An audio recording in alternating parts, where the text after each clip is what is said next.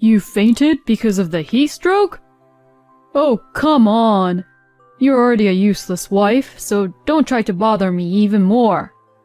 Oh God, you're a real pain in the butt, you know that? I'm not going home today. I'm working until late at night. Also, I have an important meeting going on right now, so do something about it on your own. See ya! With that, my husband, Max, hangs up the phone. I fainted and I'm in pain, and this is how he treats me. I guess he doesn't care about me at all. What? The phone call I just had now? Oh yeah, it was something about my wife fainting. Oh, it seems like he didn't hang up the phone. Really, she truly is a useless wife. Oh, I have a great idea. I think I'll take this opportunity to throw her away and marry you since you're young and beautiful. Anyways, let's just enjoy what we have for now, shall we?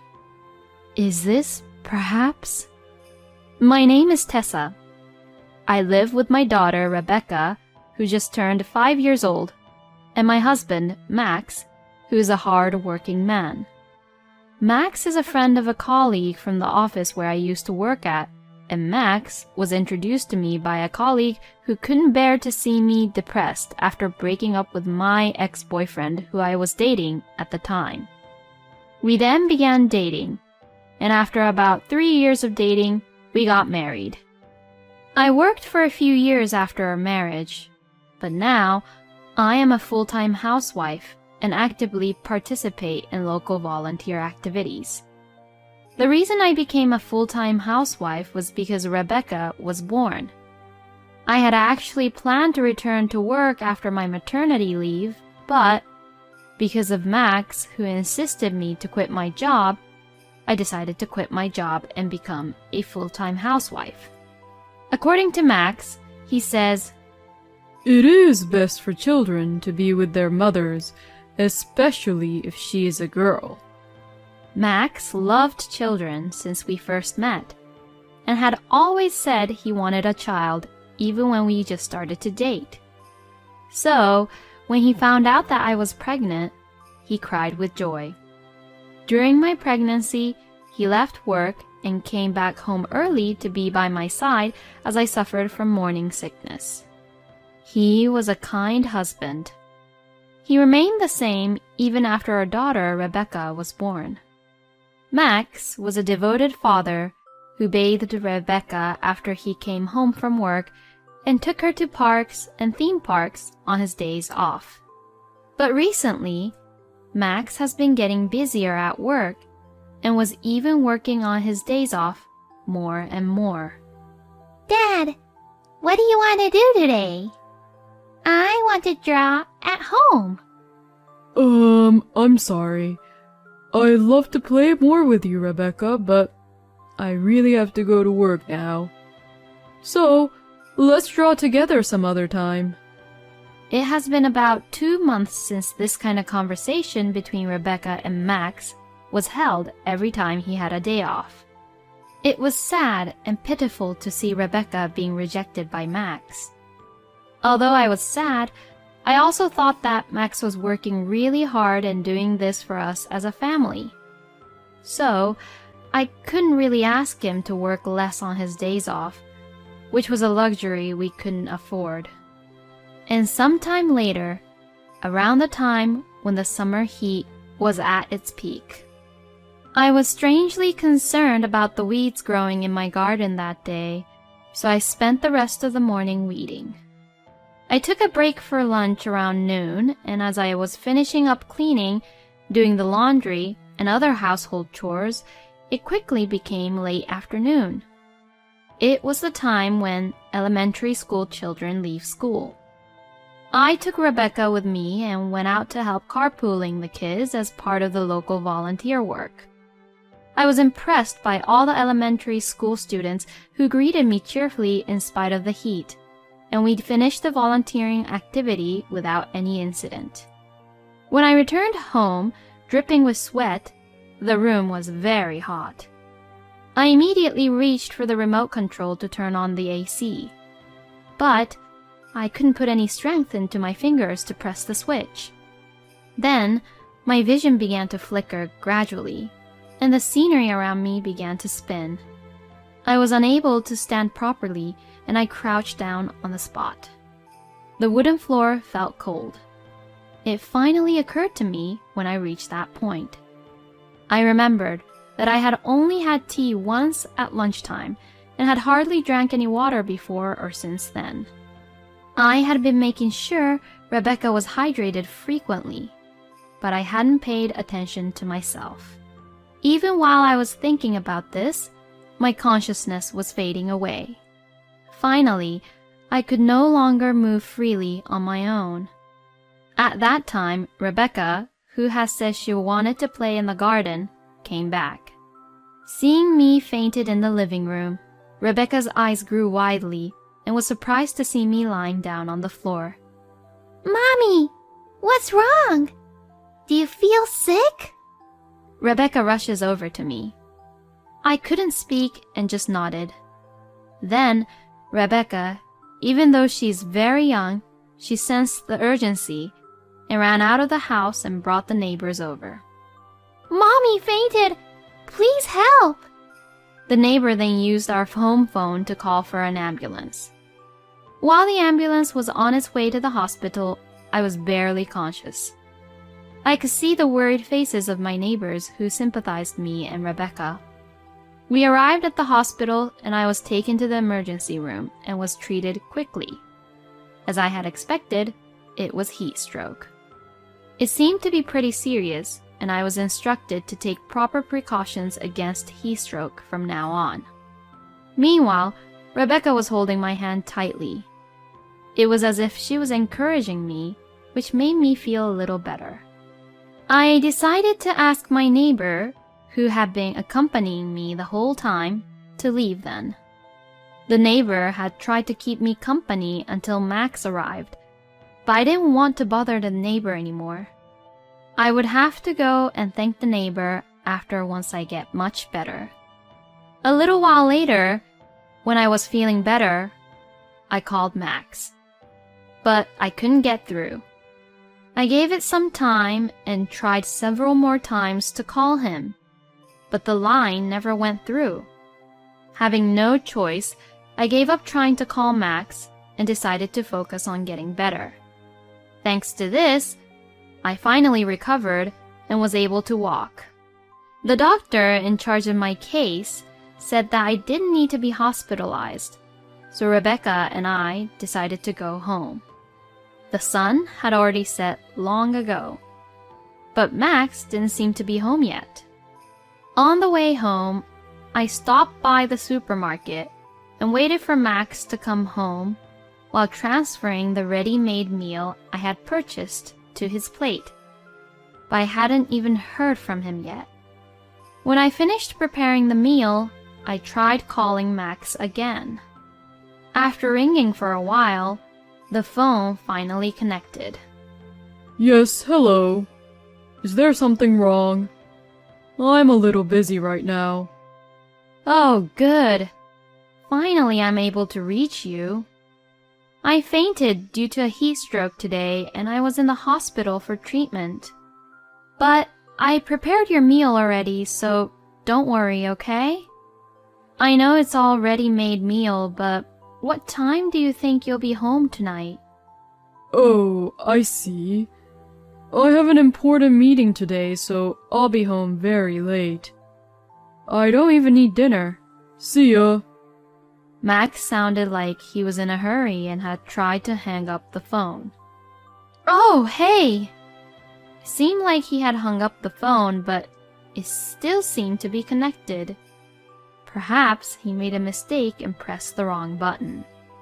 As I was about to tell Max that the phone was not disconnected, I heard Max's voice talking with someone on the other end of the line. Sorry to keep you waiting. Oh, yeah, it's my wife. She said she has some kind of heat stroke.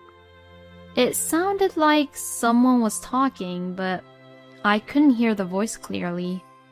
From Max's tone of voice, I guessed he was talking to his coworker. From the pitch of the voice, it sounded like a woman. But Max doesn't have any female coworkers. No, it's fine, it's fine. She seemed fine and was probably just exaggerating.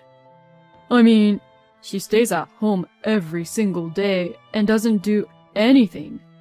I don't know what she's doing, not even going to work. Even though she's a housewife, she makes me do the housework, and it's almost as if I'm taking care of our daughter. I might have married the wrong person. I mean, my daughter is cute, but, you know. I couldn't believe my ears when Max said that. I subconsciously pushed the recording button on my cell phone. Oh, I have a great idea. Wouldn't it be great if I divorced my current wife, took my daughter, and remarried you? A cute daughter, a hard-working, young and beautiful woman like you, and we'd all make a great family, don't you think? As Max said this, I heard someone cackling and laughing. Then, I heard someone's voice clearly, and the voice was getting close to the phone. Are you asking me to be the mother of your child all of a sudden? Well, your daughter is cute, so maybe that's not too bad of an idea. Well then, you have to promise me. Hurry up and divorce your current wife and become my husband. Yes, I will. Anyways, let's continue what we were doing here. I can be with you for a long time today. And that was when I hung up the call. Just like when I fainted from heat stroke, every power and energy had left my body. It would be strange not to suspect Max to be cheating on me after hearing this conversation. Max had been lying to Rebecca and I this whole time, and he was having an affair with another woman. I thought he was a good husband and a father, and a great family man, but he betrayed me. He used to be so kind. Where did that Max go to? This is absolutely unforgivable. My anger toward Max rose. I want to get back at him somehow. Then I suddenly remembered. I wondered if the call I just heard was recorded properly or not. I checked my cell phone and played back the recorded data. Thank God. It was in the middle of the call, but it was recorded properly. But this alone might not be enough evidence of Max's affair. So later that day, I visited a detective agency with this recorded data. I asked for a background check on Max and listened back to the recorded data I had brought into the agency. At first, we didn't notice it, but there was some casual music playing in the background in the call. The detective told us that the music was from a TV commercial that was playing in a certain hotel. And if it's that hotel, then that hotel would be near Max's workplace. From there, a week-long background check was completed, and I was told the results. As I had expected, Max was having an affair with a woman at work. I had the detective stake out at that hotel on the days when he left for work, saying that he would be home late at night, or on the days when he worked on his days off.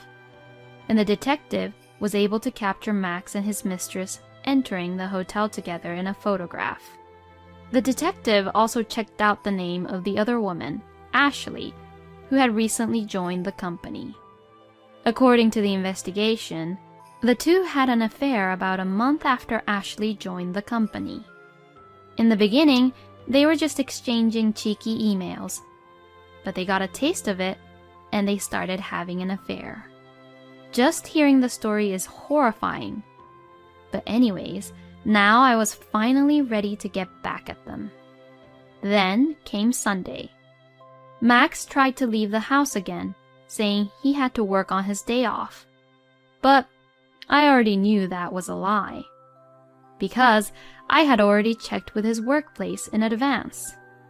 I had already confirmed with Max's boss that he isn't that busy where he had to work 90 hours per month for the past month and the upcoming months.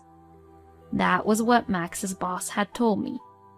When I tried to confirm with Max's boss, he seemed to get some kind of hint while answering to my questions, but I just thanked him and quickly hung up the phone after.